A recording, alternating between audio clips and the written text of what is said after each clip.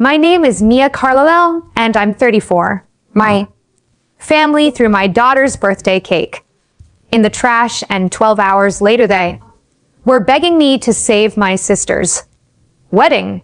Lily had just turned 7. The cake said her name in blue icing.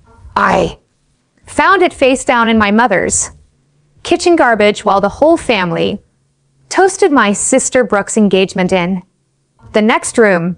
My mom told me not to make a scene. I didn't. I picked my daughter up.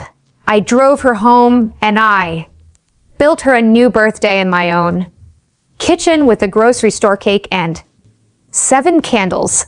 But here's what none of them knew yet. The wedding wasn't falling apart by accident.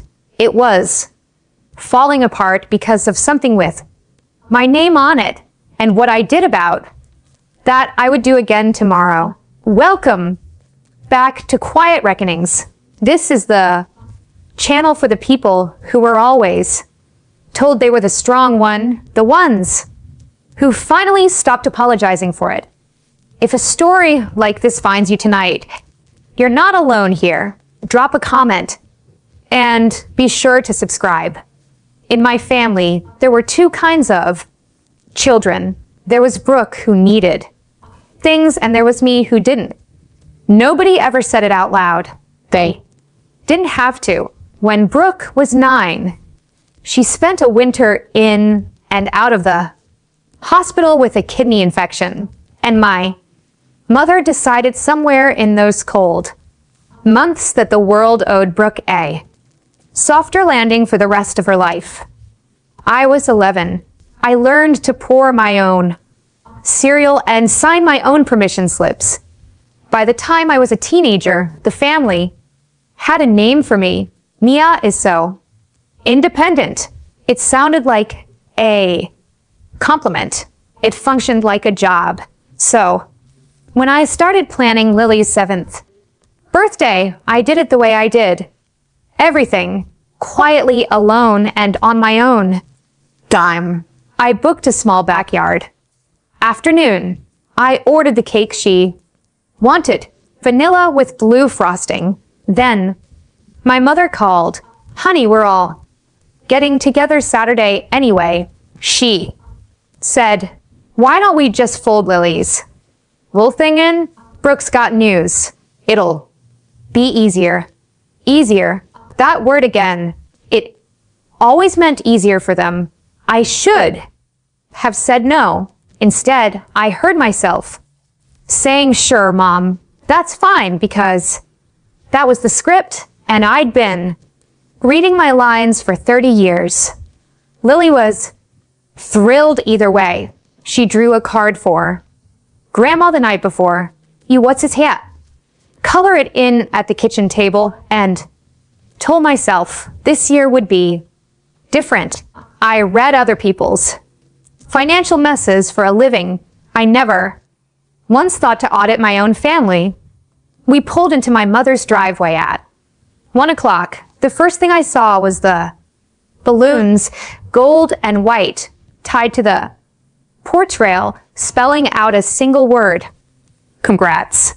Not Lily's name, not a single 7 anywhere. Inside, the dining table had been turned into a shrine. Brooke's engagement photos sat in little gold frames down the center. There was a guest book. There was a champagne fountain on the counter already humming, and shoved into the far corner of the kitchen beside the recycling was the cake I'd ordered. Lily's cake, pushed back like it was in the way. My mother kissed my cheek and said, we only had room for 1 centerpiece. Honey, you understand? Lily stood close to my leg, taking it all in with the quiet attention 7-year-olds have when they're deciding whether they did something wrong. Brooke swept through in a white sundress, holding her ring hand up like a trophy. Oh, Mia, you came, she said, as if I were a delivery. My mother clapped for attention and announced we'd do the toast first, then Cake later once everyone settled. Later. After the toast, after the photos, after. My daughter's whole afternoon had been spent as the opening act for a wedding. Nobody had asked me to celebrate, I felt. The old reflex kick in. The one that said, don't make it about you. Today's about Brooke. Be the easy one. I crouched down and told Lily we'd light her candle soon. She nodded and asked if Grandma liked her card. I said, of course she did. I had no idea yet that the worst part of the day hadn't even happened. It was waiting in the kitchen. The toast ran long. Brooke cried. Prettily, Ryan, her fiancé, said something about soulmates.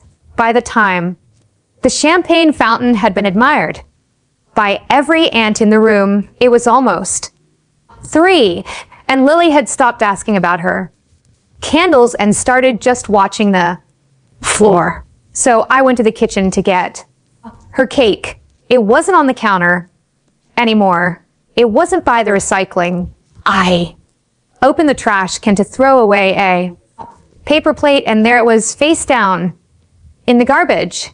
Vanilla cake smeared against a coffee filter, blue icing, crushed flat, and through the wreckage, I could still read 3 letters of her name. Lil. Someone had thrown my daughter's birthday cake in the trash to make counter space for a champagne fountain. I heard laughing behind me. Brooke was in the doorway with 2 of her bridesmaids, glass in hand, and when she saw me looking into the can, she didn't even flinch. Oh, that, she said, and laughed again, and said the thing I will hear in my bones for the rest of my life. She wasn't worth wasting cake on. One of the bridesmaids giggled. The other looked at her shoes. And then I felt the smallest hand slip into mine. Lily had followed me in. She'd heard all of it. She was looking up at me with that careful deciding face. And I understood that whatever I did in the next 10 seconds, she would carry it. I didn't yell. I didn't throw the champagne fountain through the window, which I wanted to. I knelt down, wiped a thumb under my daughter's eye, even though she wasn't crying yet, and said, "Get your shoes, baby. We're going home." I didn't slam a single door. I just decided something very quietly on the way to the car. The drive home takes 25 minutes. Lily was quiet for the first 10, watching streetlights, and then she said, "Was it because I'm not real family? 7 years old." I kept both hands on the wheel and my voice level. "You are the realest family I have," I told her. "The only kind that counts." I pulled into a grocery store on the way, and we walked the bakery aisle together. She picked a small round cake, chocolate this time, because she said chocolate was braver. I bought 7 candles and a box of the cheap sparkly ones. At home in my own kitchen, I cleared the table, and we did it right. Isanglovki. She blew out every candle on the first try and made a wish she wouldn't tell me. There was no champagne fountain. There was no guest book. There was just my kid frosting on her chin, laughing in a kitchen where nobody had thrown anything away. After she fell asleep, I sat down on the kitchen floor with my back against the cabinets, and I made myself one rule. I would protect that little girl from anyone who tried to make her small. Anyone, even people who shared my last name. If you've ever had to choose your child over the family you were born into, you already know how quiet that kind of decision is. There's no announcement.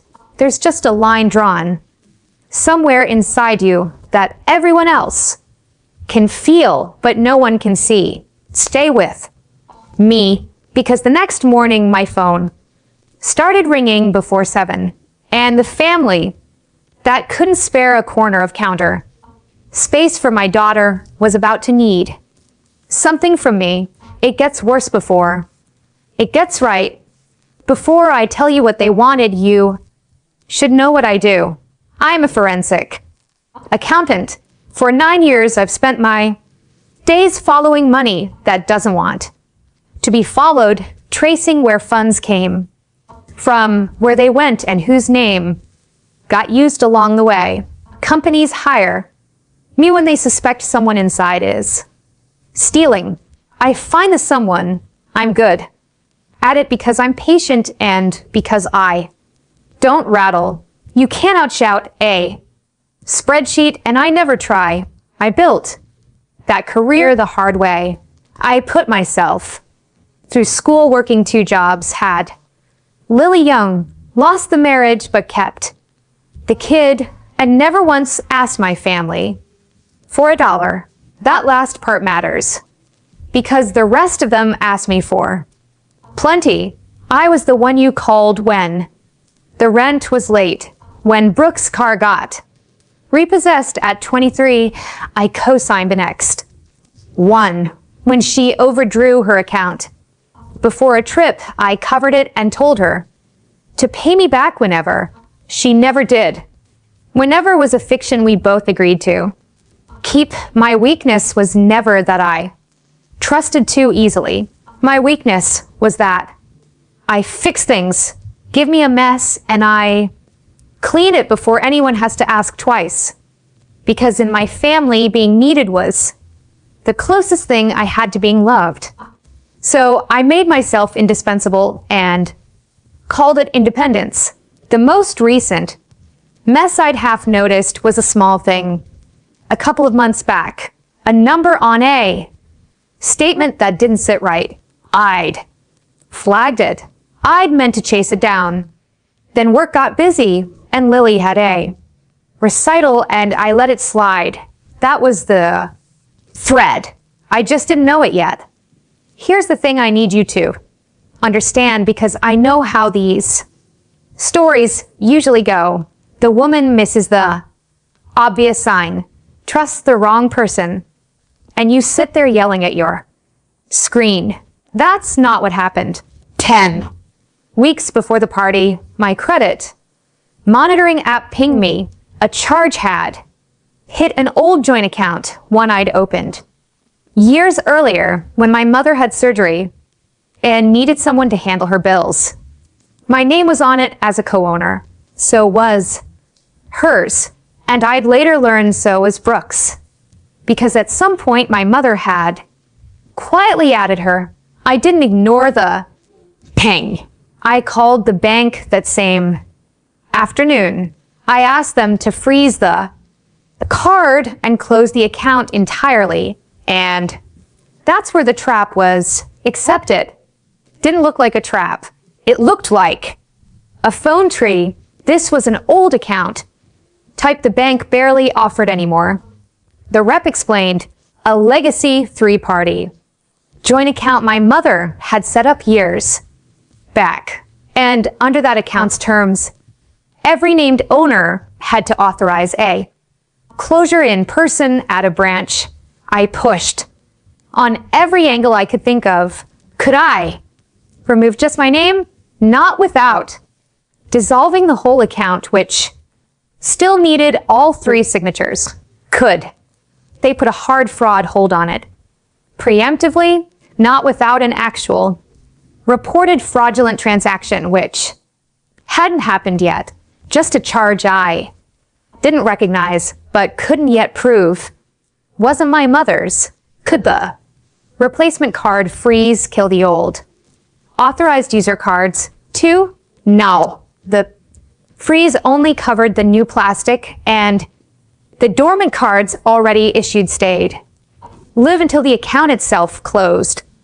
Processing took 30 days. Even once all 3 of us showed up. 30 days all signatures in person at a branch. My mother was traveling. Brooke didn't return my texts about it. So the account sat there half frozen and fully open with a dormant card somewhere. Out in the world that I'd done. Everything short of breaking into a bank. To kill. I documented the call. I set a calendar reminder. I told myself I'd handle it the moment. Mom got back.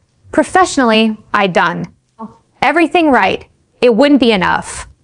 And the reason why I was already spending money in my name. The first call came at 6:53 the morning. After the party, my mother, I let it go. To voicemail, made Lily pancakes and called back once my daughter was parked. In front of cartoons, my mother did not say sorry. She did not mention a cake. She opened with, "You really embarrassed us leaving like that." Brooke cried for an hour. I said nothing, which is a skill you learn after 30 years. She was joking. Mia, you know how she gets. You took it personally. I said the cake was in the garbage. My mother sighed. The long sigh she'd been sighing at me my whole life. And then she reached for the lever that had always worked. "You've always been the strong one," she said. "Brooke needs us right now. You don't fall apart over things like this.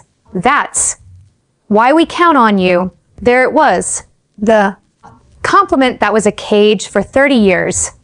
Strong had meant the one who absorbs, the one who forgives first, the one whose feelings can wait because she'll be fine. She's always fine. I felt the pull of it, the warm old gravity of being the good daughter. And then I thought of Lily asking if she was real. "Family.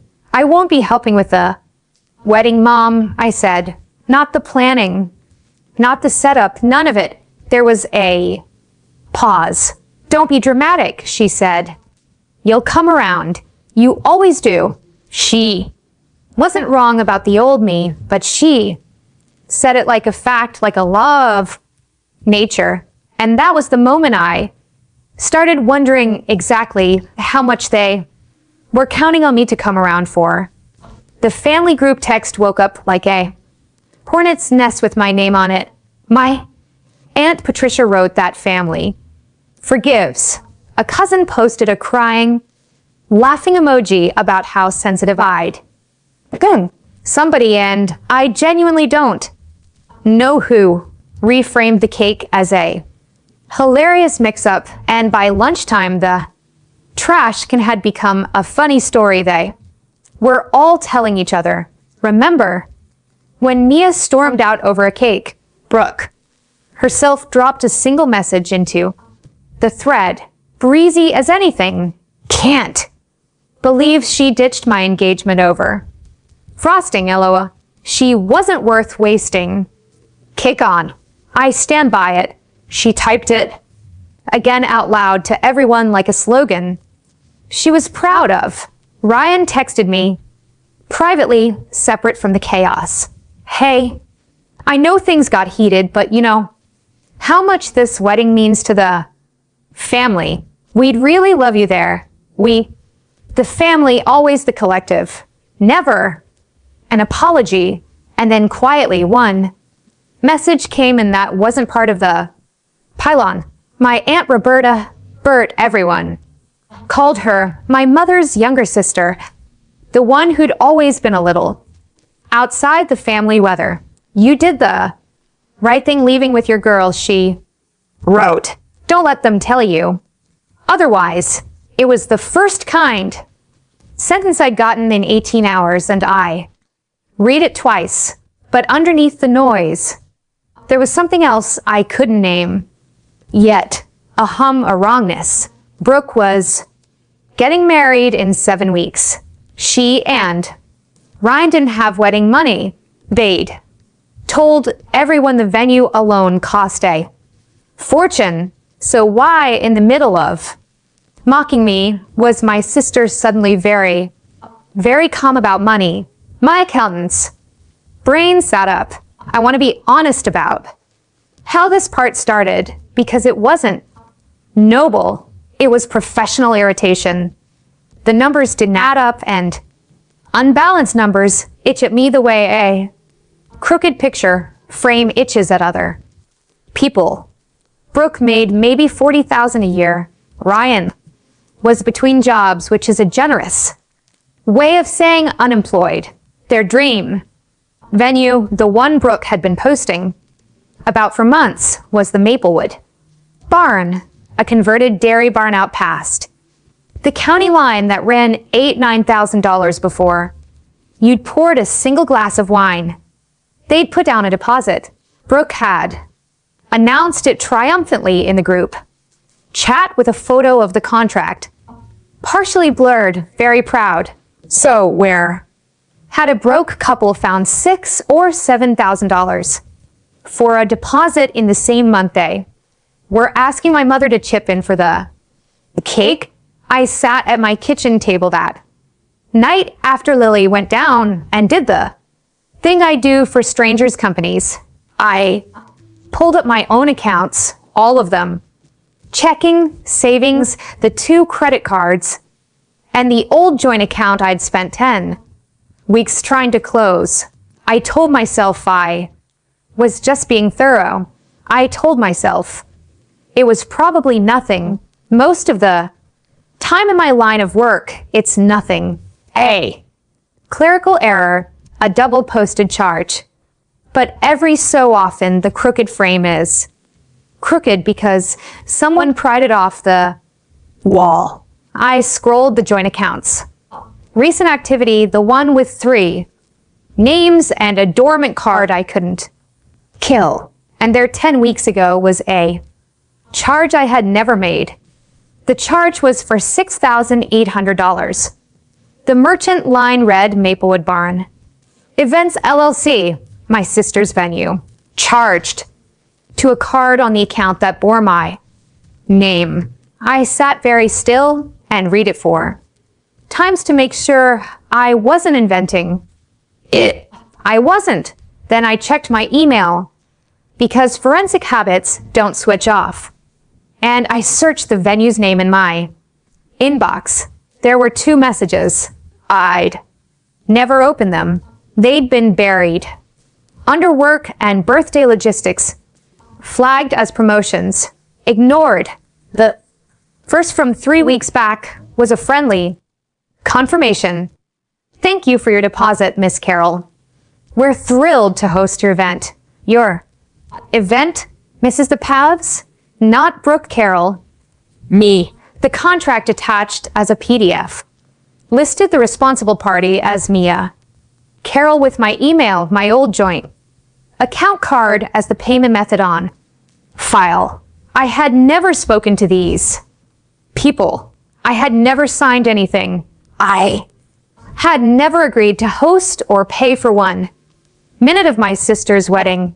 The second email, dated more recently, was less friendly. The deposit payment had been declined on a follow-up authorization, and the balance was now flagged as past due. My stomach didn't drop. That's not how it works for me. Instead, something cold and clear settled over me, the feeling I get at work right before a case cracks open. This wasn't a sister borrowing $20 she'd forget to repay. This was my name, my account, and my signature on a contract for a wedding I'd been thrown out of over a cake. I went looking for the rest of it. It took me 2 days to assemble the whole picture, working at night the way I work for it. I put it in a plain manila envelope because that's what I do with evidence. I make it physical so I can lay it on a table later and watch a person realize there's no talking out of paper. Envelope, I put 3 documents. The first was the venue contract printed in full with my name typed into the responsible party field and a signature line I'd never touched. The kind of signature you make when you have someone's full name and just enough of their information to be convincing. The second was the statement from the old joint account, the $6,800 charge circled in blue pen dated to the exact week my credit app had pinged me and I'd called. The bank in a panic. The dormant authorized user card, the one I couldn't kill without 3 signatures in 30 days. Someone had used it. The third document was the one that turned my stomach to stone. A credit pre-approval. Application submitted online filled out with my name, my date of birth, and a mailing address that wasn't mine. It was my mother's house where Brooke lived. They hadn't just borrowed an old card. They'd been building a little paper version of me, one form at a time, treating my identity like a family resource left out on the counter for anyone to use. I sat there with the envelope and I did not cry, and I did not call anyone. I am not the woman who falls apart. I'm the woman who builds the file. So I built it, and the line I wrote at the top of my notes that night was the truest sentence in this whole story. This wasn't a favor I forgot to give. This was my name on a contract I never signed. People assumed the next thing I did was call my family and scream. I didn't. Screaming is for people who don't have a better option. And I always have a better option. I did what I'd advise any client to do. I protected myself first. The morning after I finished the envelope, I called the bank. And this time I wasn't asking to close an account. I was reporting fraud. There's a difference. And the difference is everything. A closure request gets you a phone tree and a 30-day wait. A fraud claim gets you a case number, a hold, and a clawback. I told the fraud department calmly and an order that a charge of $6,800 had been made on a card I never authorized attached to an account I'd been trying to close for 10 weeks, and that there was also an application for credit submitted under my name to an address I didn't live at. I gave them dates. I gave them the merchant. I gave them the record of my earlier call, the one where I'd tried to freeze everything. The agent's tone changed when I mentioned the application. Fraud. Department skip board by disputed charges and very awake at identity theft. She opened a formal case and told me the disputed deposit would be reversed pending investigation. Reversed meaning the money the venue thought it had received would be pulled back out, meaning the venue's payment would, in their words, fail. I understood exactly what that meant for a wedding 7 weeks away. I sat with that understanding for a long minute, and then I decided I was at peace with it because I hadn't created the failure. I just stopped agreeing to pay for it. I need to name something here because it's the whole shape of what happened. Next, my family and I were not fighting with the same weapons, and we never had been. Their weapon was the story. They were masters of it. The funny version, the sensitive Mia version, the family forgives version, the she's overreacting version. They could take a cake in the garbage and a forged signature and spin both into a tale where I was the difficult one and Brooke was the bride, just trying to have her day. Words retold often enough became their truth. They'd been beating me with that weapon my entire life, but it doesn't work on a spreadsheet. It doesn't work on a contract with the wrong name typed into it, or a statement with a charge I can prove I never made, or a fraud case number with a date stamp. My weapon was the record. Quiet, dated, true, and completely immune to being retold. I wasn't going to yell, because yelling was their language, and the second I started yelling, I'd be playing on their field, where they always won. Mine was on file. Time-stamped, boring, devastating. So I made myself a promise to match my actions. The same promise I'd make a client. No drama, no ambush over the phone, no revenge in the petty sense, where you do something nasty just to feel the sting land. I would simply tell the truth in writing to the right people at the right time and let the consequences fall exactly where the facts placed them, which, as it turned out, was not on me. I want to be honest with you about a moment I'm not proud of, because if I skip it, you won't trust the rest. The night I filed the fraud claim after I hung up with the bank, I sat at my kitchen table with my finger over my own phone, and I almost called it all back. Not because I owed them anything, but because 30 years of training don't switch off in a week. And there's a voice that lives in the people who were always the strong one. It says, fix it. Before anyone's angry at you, it says, just pay the deposit, smooth it over, keep the peace, and you can go back to being the easy one who never cost the family anything. I had the money. $6,800. Would have hurt, but I could have absorbed it the way I'd absorbed everything else. For about 90 seconds, I genuinely considered making the whole problem disappear so that no one would ever raise their voice at me again. If you recognize that reflex, the urge to pay for someone else's choice just to avoid being blamed for the fallout, then this next part is for you. And I need you to stay with me because I didn't pay it. I put the phone face down. I walked into Lily's room and stood in the doorway watching her sleep. This kid who'd asked me if she was real family, and the reflex finally lost. Some things cost more than money. I'd been paying that price my whole life, and I was done. 3 days later, the venue made its move, and it came, of course, addressed to me. The manila envelope on my counter got a new companion, a formal letter from Maplewood Barn Events, printed on heavy stock, the kind of paper businesses use when they want you to feel the weight of a thing. I added it to the file, but I read it twice first.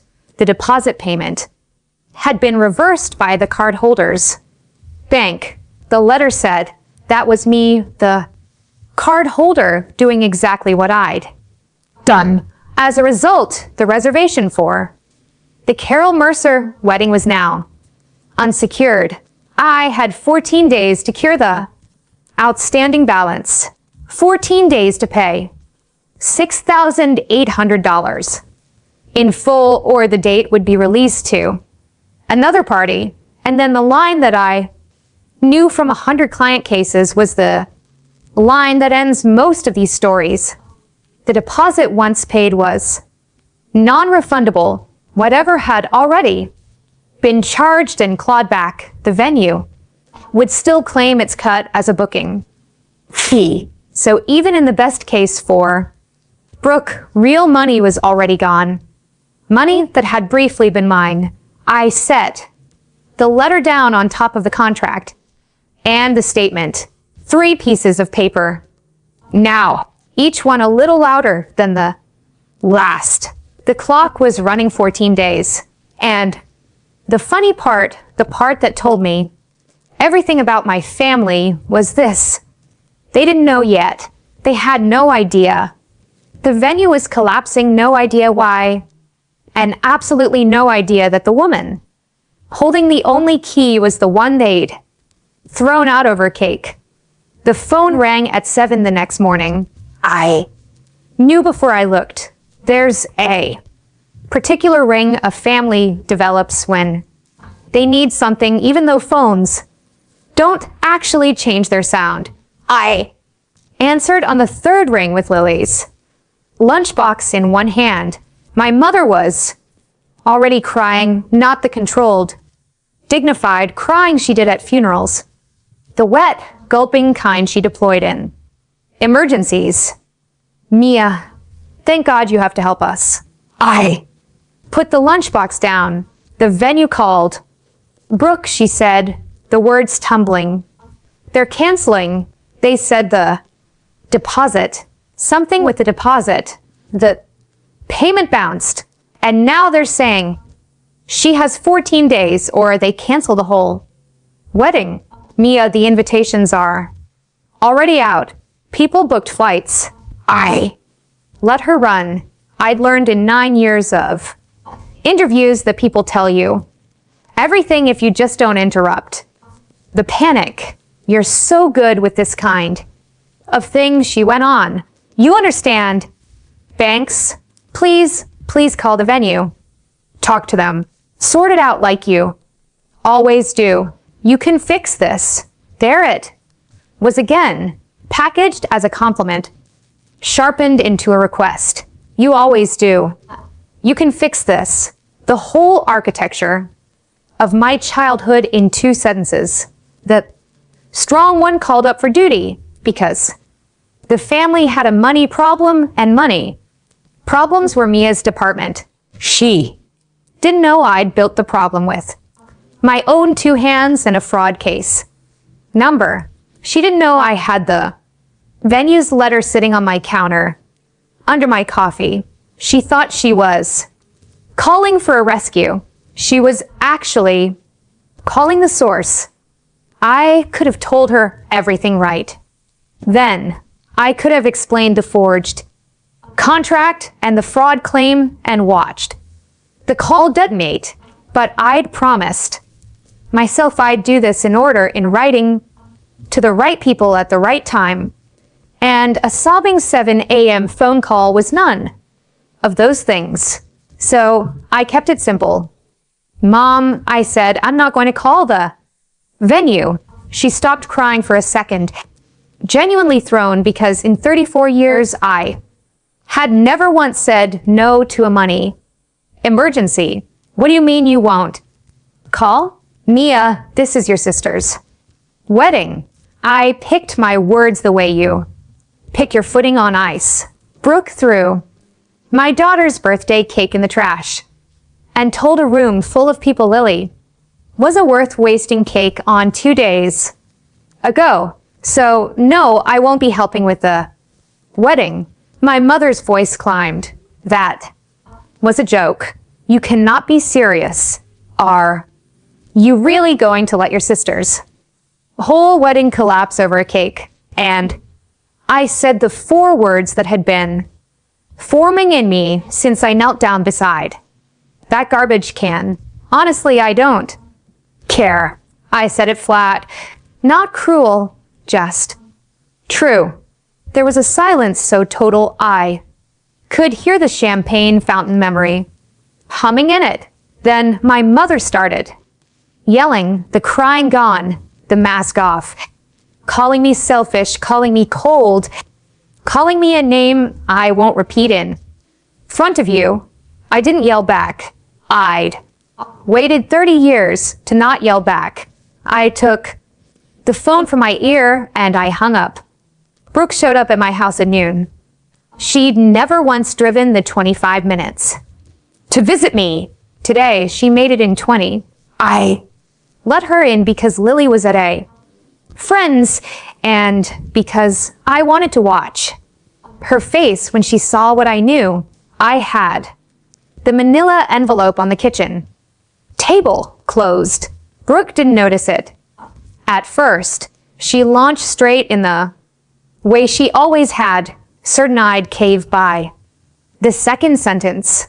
Okay, Mom, say wreck, but you have to understand. The venue's being insane. The payment glitched. We just need you to call your bank and unglitch it. I slid the envelope across the table and told her to open it. She did, impatient, and I watched the exact moment her face stopped working. The contract with my name where hers should be, the statement, the charge circled in blue, and then at the bottom, the credit application with my birthday and her address. Where did you get that card number? Brooke, I said, quiet, not a question. Really? She tried 3 different faces before she settled on indignant. It's family money, she said. The account has all our names on it. I was always going to pay it back. Mom said it was fine. There it was, the whole world view in one sentence. My nama, my identity, my credit, all of it. Just family money, a shared resource she was entitled to spend. It's a forged contract and an account I reported as fraud 10 weeks ago, I said. And whose idea was it to use my information for the credit app? Brooke looked away and the answer came out smaller than the rest. Ryan said it would be fine. He said, you'd never even notice. My mother arrived 40 minutes later.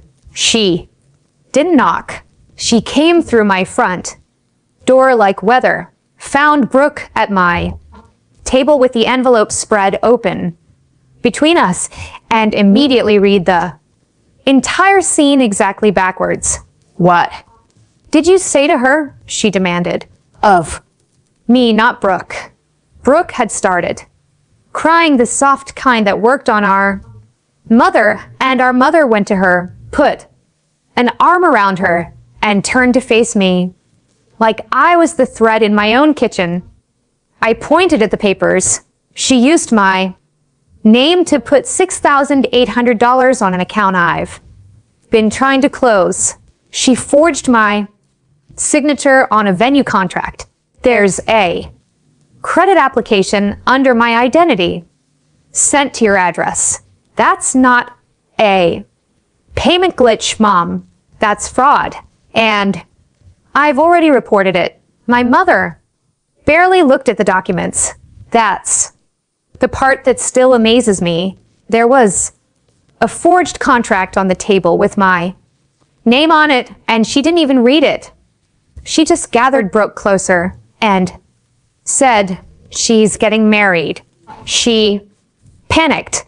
You have so much, Mia, and she has so little, and you're going to ruin her wedding over a technicality. A technicality. My stolen identity.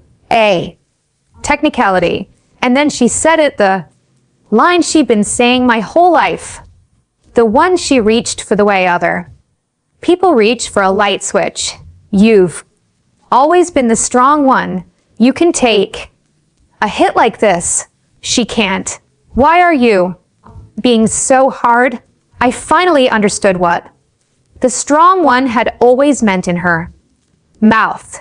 It meant the one we're allowed to sacrifice. For a minute, my mother stepped out to take a call from Aunt Patricia, and Brooke and I were alone with the papers. The performance dropped off her face, and for the first time in years, I saw something underneath it that looked almost like a person. You don't get it, she said. Quiet. Not for an audience. Everyone's already booked. Ryan's mother already told the whole country club, if this falls apart, he's going to look at me and wonder what else I can't pull off. And then it's just going to be one more thing I couldn't do. Right. She wiped her eyes with the back of her hand, and I'll admit it, something in me softened a degree, because for a second I could see her. Not the golden child, just a 29-year-old. Terrified she was about to be revealed as someone who'd never had to manage a hard thing in her life, because every hard thing had always been quietly handled by me. We were both products of the same factory she'd been built to be, rescued the way I'd been built to rescue. I almost reached across the table. I want you to know I almost did. And then she ruined it the way she always ruined it, by reaching first, not for me, but for the envelope. She slid it back toward me and said in a voice that had already turned the corner back into entitlement, "So you'll just call the bank and drop the fraud thing, right? You fixed everything else for me. Why is this the one you won't?" And the softness in me closed like a door. She wasn't sorry. She was just out of road. After they left, I picked Lily up from her friend's house, and on the drive home, she fell asleep against the window, her cheek squished. Her birthday party bravery all spent. I carried her in and laid her on the couch, and I stood there looking at her for a while. In the quiet, on the wall by the kitchen, was the construction paper card she'd drawn for her grandmother, the one she'd colored so carefully, the one nobody at that party had ever bothered to take from her hands. And in my head, clear as a bell, I heard Brooke's voice again. She wasn't worth wasting cake on. It didn't land like a wound this time. That was the strange thing. The first time I'd heard it by the garbage can it had cut. Now, standing over my sleeping daughter, it just clarified everything like a lens, snapping into focus. They had looked at this child, this kind, careful, brave little person, and decided she wasn't worth a grocery store cake. And they had looked at me and decided I was worth exactly as much as I was useful. Those were the same decision. They'd been making it about both of us for years. I made up my mind right there completely, with no more wavering. I would not drop the fraud claim. I would not pay the deposit. I would not call the venue. I would let the truth do what truth does in front of the people who needed to see it, not for revenge for her, so that the next time anyone in that family looked at my daughter, they'd remember what it cost to throw her away. The summons came as a text from my mother, formal in a way that told me she thought she'd regrouped.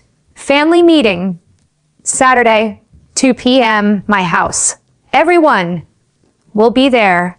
We're going to settle this like adults. The venue coordinator is coming so we can clear up the payment in person. Be there, Mia. I read it twice and almost laughed. She thought she was setting a trap. Get me in a room full of relatives, put a businesswoman in front of me, apply the full weight of family pressure and social embarrassment, and surely the strong one would fold and write the check rather than make a scene in front of an outsider. It was a good plan for the version of me that had existed 2 weeks ago. But she'd made one mistake, and it was a beautiful one. She'd invited witnesses. She'd assembled in one room. On one afternoon, every person who'd laughed about the cake, plus a representative from the venue whose entire business depended on contracts being real, and she'd done it because she was so certain of the story. Mia overreacts. Mia comes around. Mia always be that it never occurred to her the story might be wrong. I texted back one word, fine.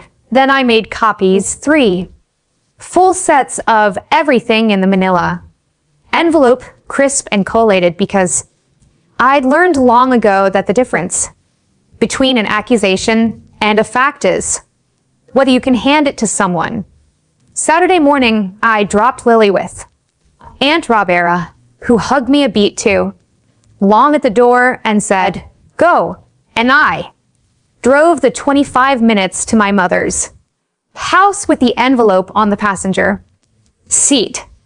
I parked on the street instead of the driveway. The balloons were gone, but I could still see where they'd hung. I let myself in through the side gate into the backyard because that was the route to the kitchen, and the kitchen was where I needed to start. There were cars everywhere. Through the window, I could see them already assembled in the living room. My mother at the center, Brooke beside her, Ryan stiff in a button-down, aunts and cousins arranged like a jury that had already deliberated, and on the patio by the back door, almost exactly where the trash can had stood 2 weeks. Earlier, I stopped for a second and let myself breathe. This was the spot, right here. This was where my daughter's cake had gone in the garbage while a champagne fountain hummed.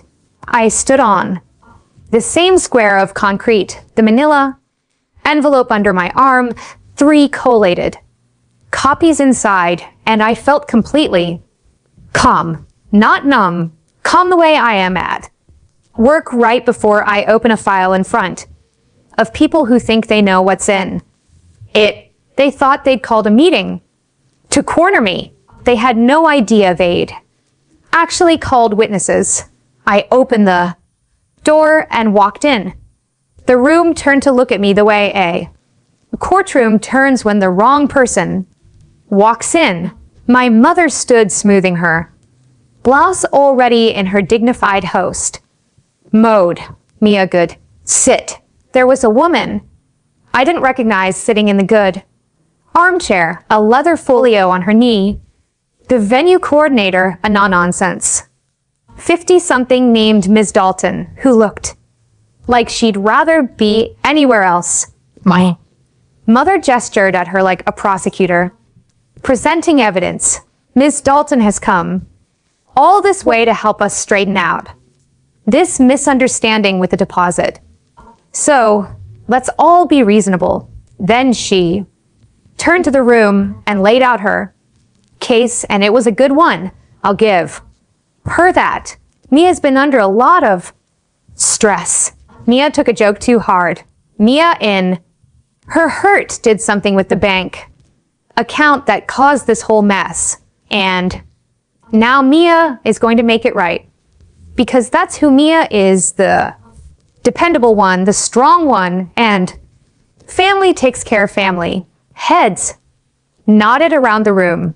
Aunt Patricia murmured approval. Brooke kept her eyes wet and her hands folded. Ryan stared at the carpet. The whole thing was choreographed to end with me writing a check while everyone watched, so the pressure of all those expectant faces would do what my mother couldn't do alone. So my mother finished, turning to me with a warm, dangerous smile. You'll call your bank, reverse whatever you reversed, and we'll pay the lovely venue what we owe, won't you, honey? Every face in the room swung toward me. I set the manila envelope on the coffee table in the center where everyone could see it, and I stayed standing. For a moment, nobody moved because I was supposed to sit and apologize and reach for my checkbook, and I'd done none of those things. My mother's smile tightened. Mia, we're all waiting. Aunt Patricia decided to help. Sweetheart, everyone makes mistakes when they're upset. Just fix it and we can all move on. Don't drag your sister's name through the mud over pride. Pride. The word went around the room like a collection plate, everyone dropping in their agreement, cousin after cousin. The gentle, smiling pressure of people who had decided the answer before I'd said a single word.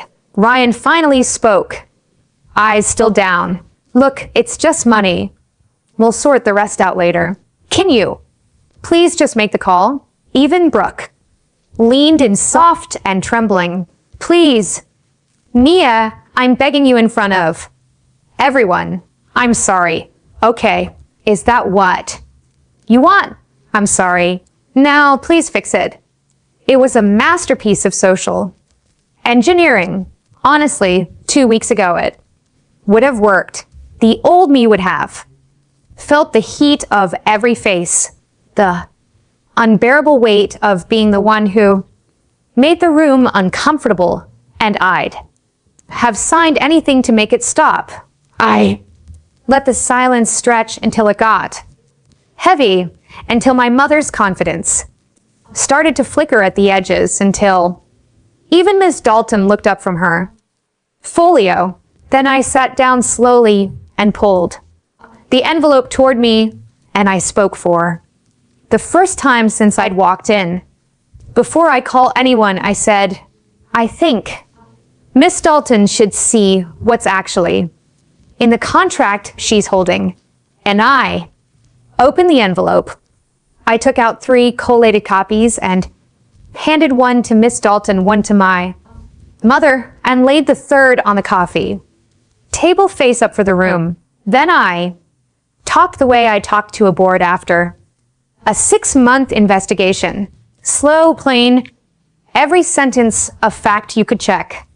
The deposit for this wedding was charged to a card on an account that has my name on it. I never authorized that charge. 10 weeks ago, I called the bank and tried to close that account. And I have the record of that call, the contract. Miss Dalton is holding lists as the responsible party. That's my name. I never signed it. I never spoke to the venue. I've never agreed to host or pay for 1 minute of this wedding. I let that settle, then turn the page for them. This third document is a credit application submitted online under my name with my date of birth sent to this address, this house where I do not live, but where Brooke does. The room had gone very, very quiet. Ms. Dalton was reading fast now, her professional face hardening with every line. My mother's copy shook slightly in her hand. So when you asked me to call the bank and reverse what I reversed, I said what you're actually asking me to do is withdraw a fraud report. I'm not going to do that. The report stands because every word in it is true. My mother found her voice brittle and rising. Nia, how can you do this? Don't. You care about your sister's wedding at all? And I gave her the same 4 words I'd given her at 7 in the morning. Except this time I finished the sentence. Honestly, I don't care about the wedding, I said. Level as a table. I care about whose name is on the crime. Brooke made a sound like a kettle. Ryan had gone the color of paper and MS. Dalton closed her folio, looked around the room, and said the sentence that ended it. If this deposit was paid with a fraudulently used card, this venue cannot accept it, and we won't be involved in it. That was when the room broke. Brooke shot up out of her seat, mascara streaking, and started screaming at me that I'd ruined her life, that I was jealous, that I'd always been jealous, that I couldn't stand to see her happy. My mother abandoned the dignified host act entirely and joined her shrill now. The crying and the yelling all tangled together, accusing me of dragging the family name through the dirt in front of a stranger, of being heartless, of choosing money over my own blood. And Snorts, here's the thing I want you to notice, because it's the whole point. I never raised my voice, not once. While they came apart, I sat still, hands folded on the envelope, and answered every accusation in the same flat, even tone, because I'd learned a long time ago that you can outshout a spreadsheet, and you shouldn't try the louder they got, the smaller they looked. The power in the room had quietly changed hands, and everyone could feel it. Even the cousins who'd been so eager to help 30 minutes ago and were now studying the carpet. Then Ryan did the thing cowards always do. When the floor opens up, he pointed at Brooke. This was her idea, he said. She told me the account was fine. She handled all of it. I didn't even know whose card it was. Brooke turned on him.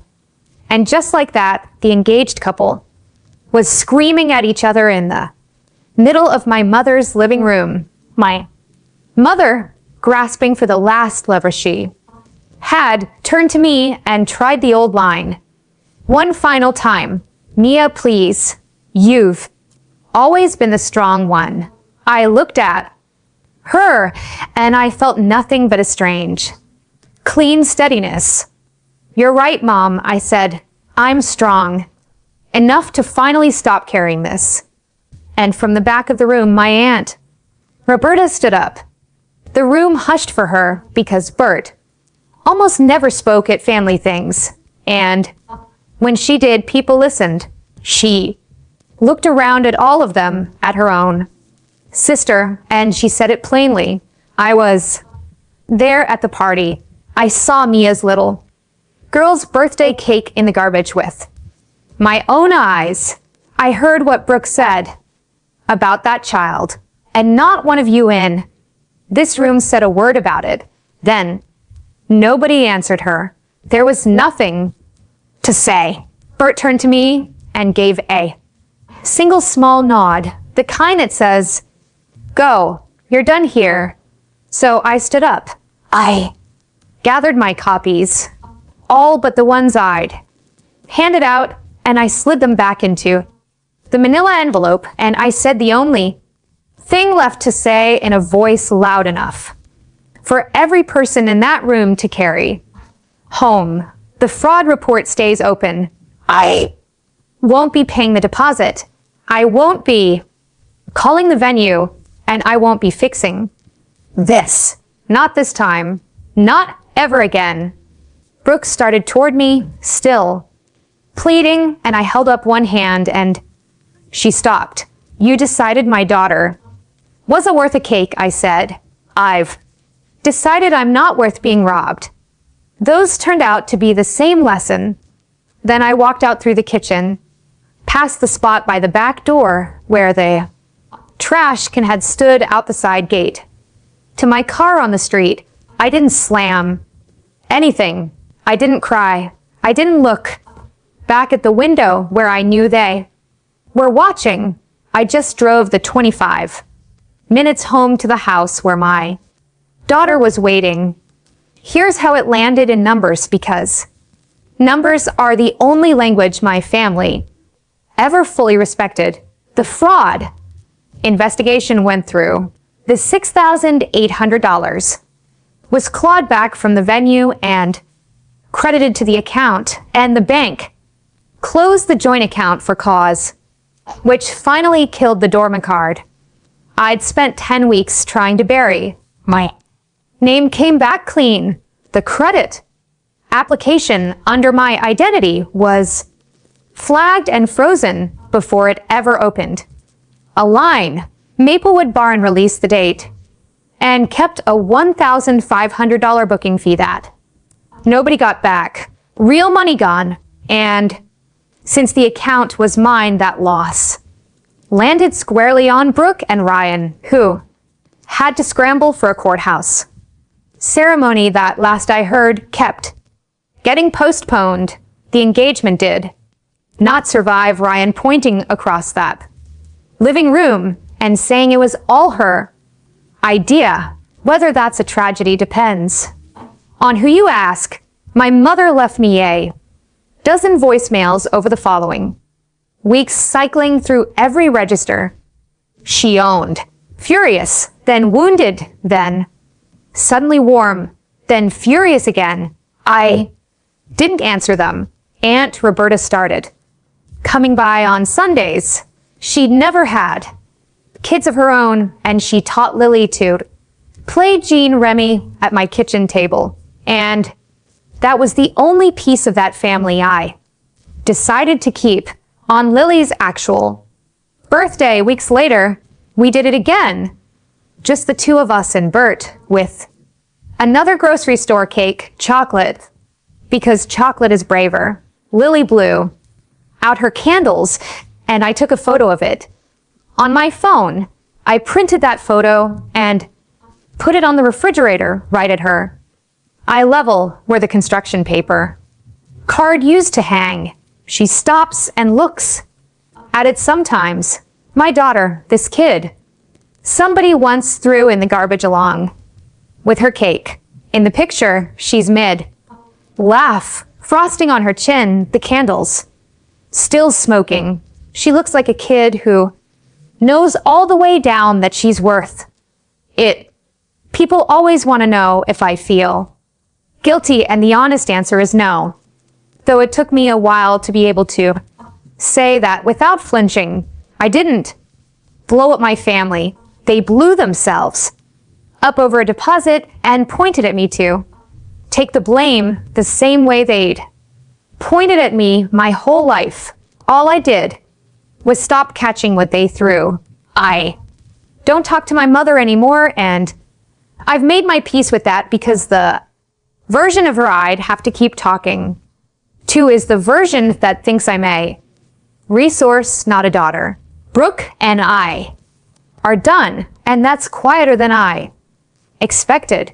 More relief than grief.